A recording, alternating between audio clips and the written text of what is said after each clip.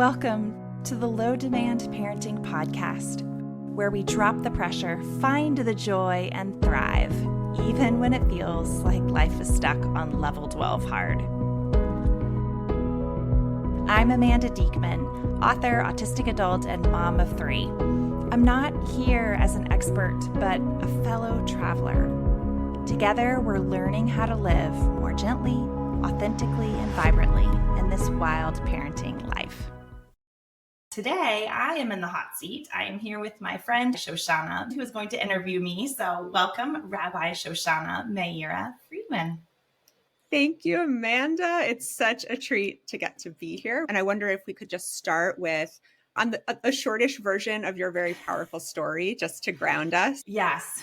For many years, most of my life until the last several, I would really have been called high demand Amanda. I had very rigorous and high expectations, mostly for myself, but honestly for everyone around me. And I pushed and pushed in order to exceed expectations at all times. It was such a burning need for me to be the best at everything that I ever encountered. And I felt like if I didn't succeed on such a high level, if I didn't push myself and everyone around me, then something terrible would happen. This sense of fear of what will happen if I let go is a dominant storyline of my life. And then I had 3 kids, 2 years apart. So when my third was born, they were just turned 4, just turned 2, and a newborn, which is just so many babies to have all at once.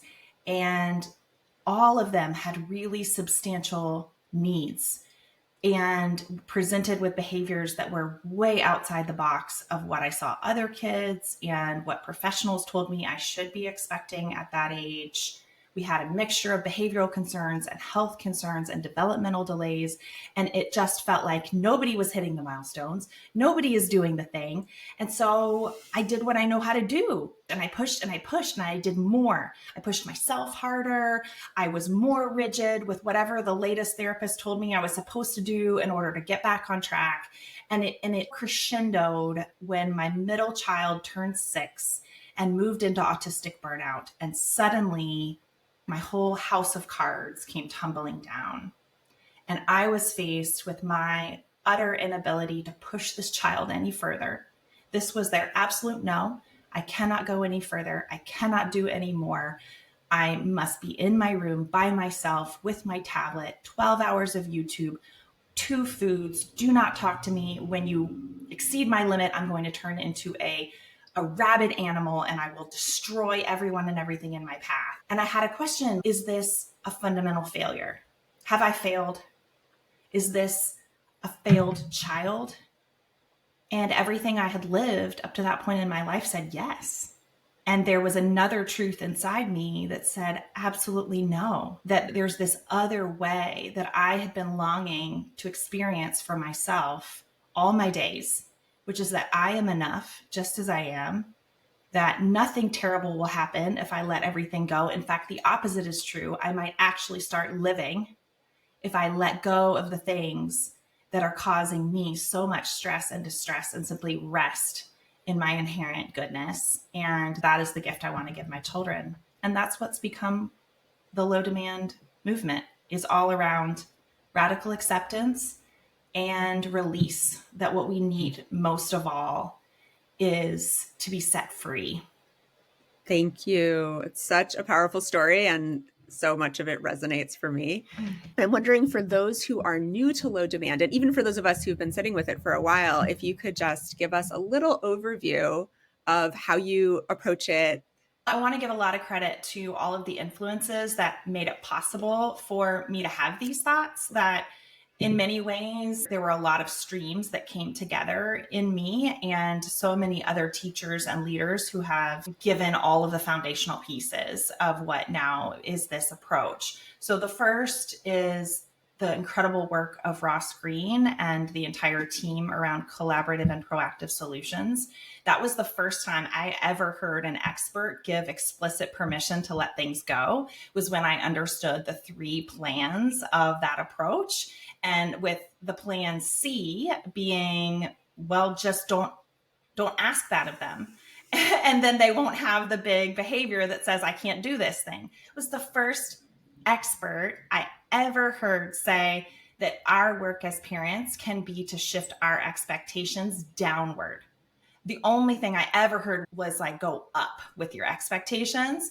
So that was incredible. I'm also building on the incredible work of neuroscientists around felt safety and the incredible power of feeling not safe as in the doors are locked or there's somebody to feed me, but safe on the inside, the kind of safe that doesn't always make sense to the people around us. So what low demand does is it brings those 2 fundamental ideas together and says that if we are facing ourselves or a child who is having difficulty with an expectation, then we step back and look at that expectation and adjust it to meet the capacity of the person in front of us. And that by doing that kind of attuned parenting, that is actually what opens up our children's capacity in the long run. Because see, we were all raised with a certain, not all, but most of us, the vast majority that were raised in 70s, 80s, and 90s were raised with a parenting model that says, I got to hold my expectations up here because kids are inherently lazy and self-interested. And if they are not pushed, they will just do whatever they want, which is a bad thing. And that the only way to succeed is by doing what other people tell you to do. And that's the way the world works. And so get with the program, child. And if you're having big feelings about that, go to your room or I'm going to hurt you. And if you can't fit with this program, then we're like, you're the bottom, you're rejected. And so good luck because you're a failure. Essentially, that was the model. And low demand says, you know what, scientists have studied that model and it's not correct. That is not actually how humans grow. Humans grow when they feel safe, when they feel seen, and when they are adequately supported to take the next step. And so on a very simple level, low demand is a process of attuning our expectations to the capacity of the person in front of us so that they feel seen, loved, and respected, and so that they can grow in their own way. Thank you. I love hearing that. So let's get a little bit of examples, especially for people who are new to this. I would love to hear, what are some of your favorite examples from your own life? And maybe give one about how dropping a demand for your child was helpful for them. And then I would also love to hear how dropping a demand for you was helpful for you. Let's start with a really mainstream one, which was for us meal times. That was an early demand that I dropped. But the thing that I've learned over my own journey and working with hundreds of parents is that there are a lot of levels of dropping a demand. So there's the surface level, which is just saying, okay, we're not going to do family meal times anymore. And that may be really effective for our kids. Like in our case, it turns out that one of my kids was having so much nervous system activation, so much of that, like, I'm not safe, I need to fight, I need to run, I need to flee, all of that flooding through his body every mealtime, because he has this underlying condition we didn't know about of misophonia, where that is automatically flooding his body when he hears people chew. And of course, we were seeing all this stuff around behavior. And yes, we'd done feeding therapy. And yes, we had put in sticker charts and reward charts and made sensory accommodations. But none of those things got to the root of this an unknown disability that was presenting in all these other ways. So it was when he finally was able to eat alone in his room that he finally understood how much relief he felt and was able to verbalize, oh, I hate when people chew. And I was like, you hate when people chew? What is this? And we got to dig more and communicate more. And boom, we discovered this whole other thing.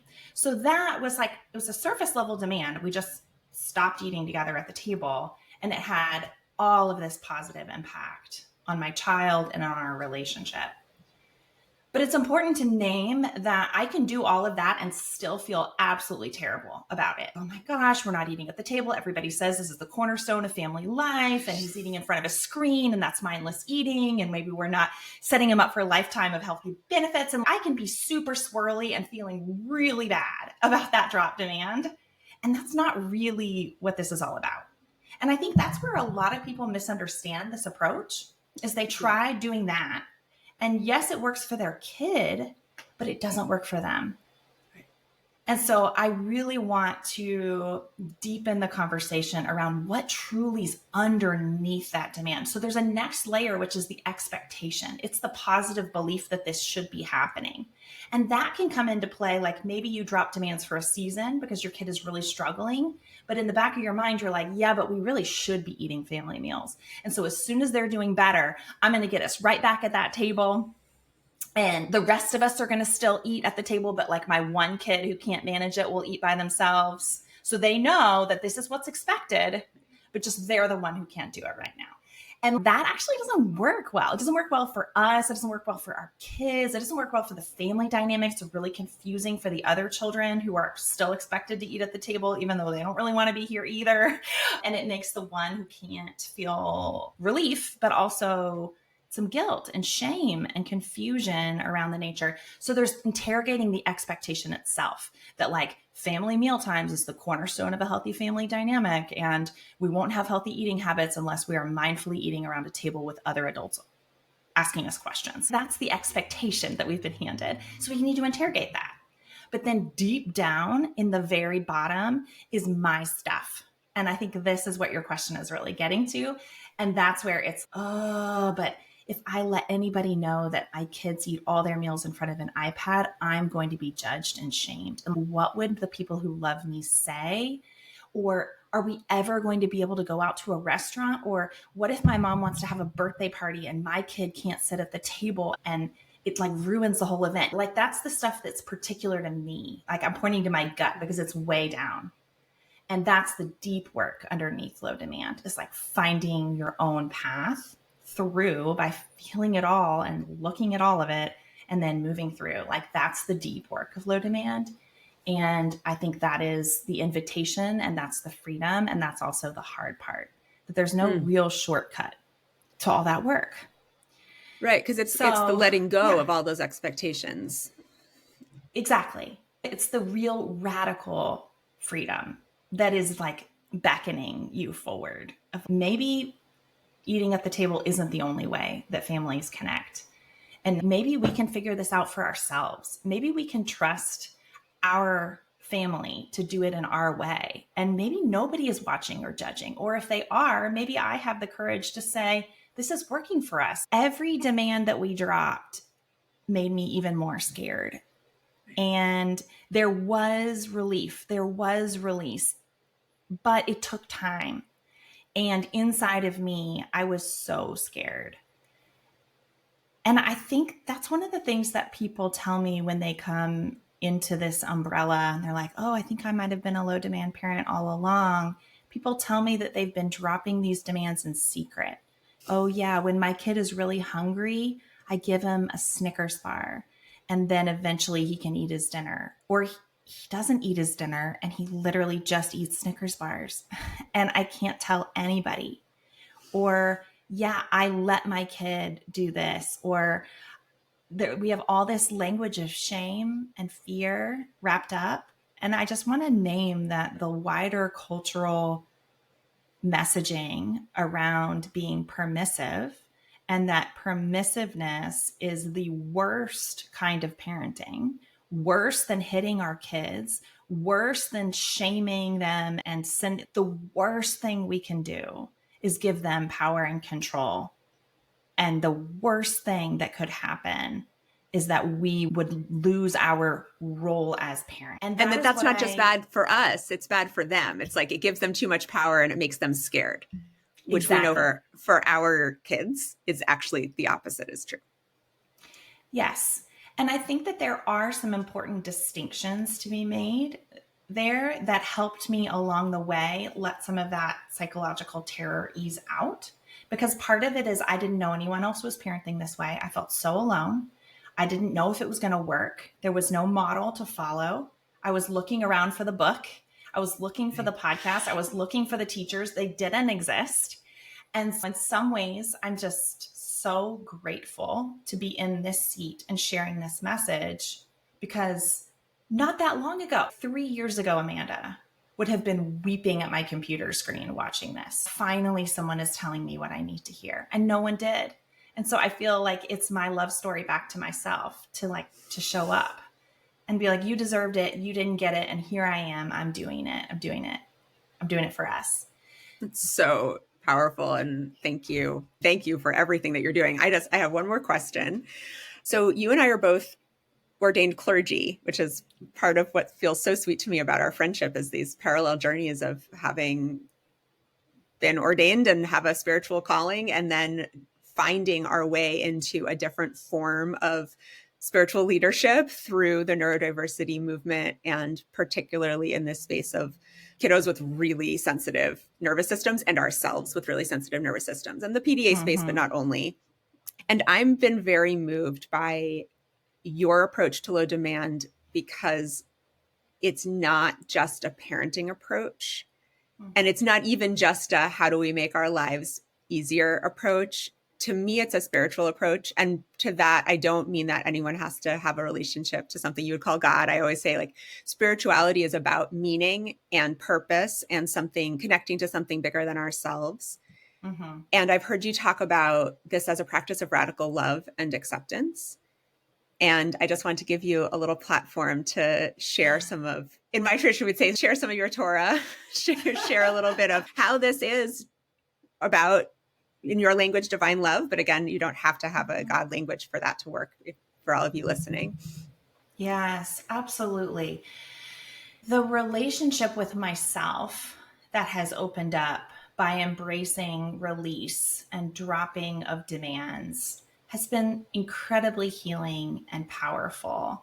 Every time, and I want to talk about it in the parenting journey, because so many of us are doing this healing work for ourselves at the same time as we're being triggered and activated and yelled at, and things are breaking and siblings are at risk. It's like a real situation of vulnerability and real challenge. We're filling out evaluations and trying to navigate high demand systems and trying to keep our kids safe in the school system. And there's so much being asked of us. So how can we also heal at the same time? I think that's the real deep spiritual question that has been beckoning me deeper over these last years. And I think it's that every time I look at my child and I see their inherent goodness, every time I choose to see how beautiful they are, how right they were made, how perfectly they are showing up, even in their imperfection, like that there is no better version of them than like this broken, gorgeous, shattered, whole, like all of it. This is the right, best version of you. There is no other one. There's no other life waiting in the wings. There's no version of you where you get better than this, and then I'm at peace, and then I love you more, and then things are right. No, like right now, just as you are perfect like this. Every time I choose to witness my child in that kind of way, it just bounces straight back to myself. Has everything to do with how I see myself. And so then when that meltdowns and difficult moments of advocacy and navigating safety, that these aren't things that take me away from myself. They're like a calling deeper. Can you believe it more? Can you sink even more into the fact that mistakes don't make you bad or wrong, that they are part of your perfect createdness, that there is no better version of you who handles this, who's more calm or more regulated, like the you stamping your feet and screeching like a pterodactyl in the kitchen that's the best mom you can be right now. And not even like in a tongue-in-cheek way, like that is actually best for now. And you're okay just like that, even when it hurts your kids, there's still room for repair. There is nothing that is broken beyond repair. There is nothing that everything is loved. That's the spiritual journey that I'm on. A lot of this is recovering all of the little parts of me that got sent to their room. And every time they would bubble up and scare me and do things I didn't like, I was like, go to your room until you're ready to calm down and rejoin the family. And now I'm finally like, come out. Like, I will love you this time. Yeah. And I want to name, before we close, Amanda, I know this is something you and I are both thinking about a lot. I just want to name it. We're two white women. I'm Jewish, a lot, white privilege all the way. And that this is also, there's so much intersection with class and race with this work. And it is a lot easier for people with both financial and race privilege to practice low demand without fear of child protective services or without just having the financial ability, both of us when our kids were in crisis, to stay home. And so I just want to name that because it's something I feel really dedicated to not just naming, but like doing work to make this kind of care and support more accessible to people. But I also know that folks listening, that's fine if you can do it all the way, but I can't do it like the way that they're talking about. Before we close, if you want to say a word about like that low demand can be practiced in a low demand way. It's not all or nothing for those who are like, this is too scary, but I'm interested, or I can't because there's really real constraints in my life.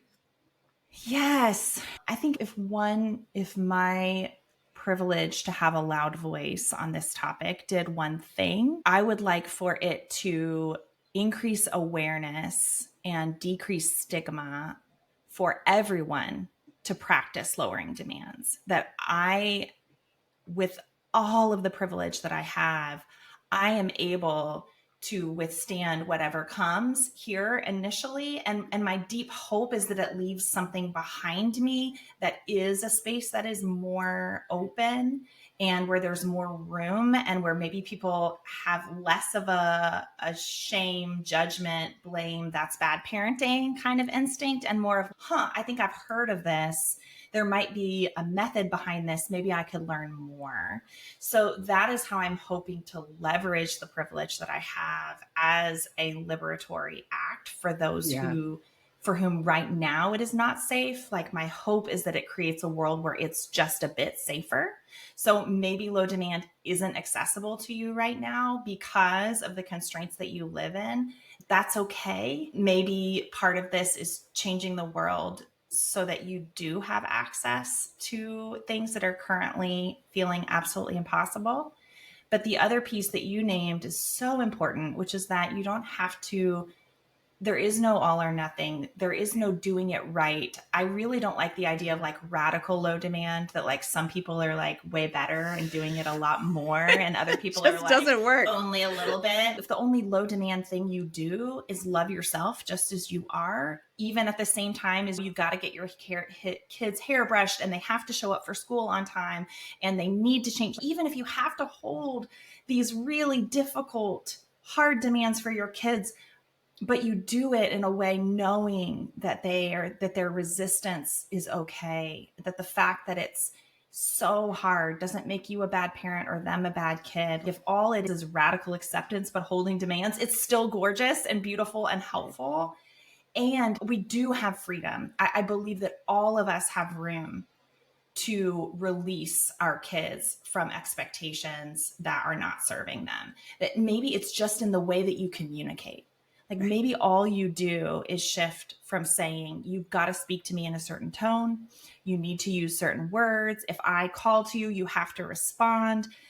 If all we did was release our reliance on verbal communication for kids for whom that is not serving them and it is making them feel more stress, that would be a beautiful way to incorporate low demand into your household.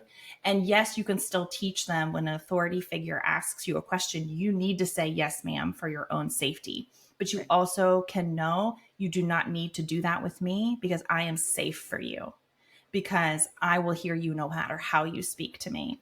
Like, we can teach our kids these nuanced approaches that keep them safe, and that keep them safe on two levels. That keep them safe physically and keep them safe emotionally. Oh, so beautiful that I just teared up at the end, because that I am safe for you in a world where your body is not as safe as I want it to be. I, as your parent, am going to be safe. That is really powerful. Thank you so much, Amanda. And thank you from all of us. Thank you for your leadership, your thought leadership, your heart leadership, the way you lead from your heart, but with so much brilliance in your head, getting the message out. And I know that gratitude comes not just from me, but from all the listeners as well. Thank you. It's truly an honor to be a part of this community. It's changed my life. I felt so alone. And now I know hundreds and thousands of people who are on this journey with me. And it's been so beautiful. If this podcast is speaking to your soul, you can subscribe through wherever you get your own podcasts. Even better, if you feel the nudge, head on over to Apple Podcasts in particular and leave us a review.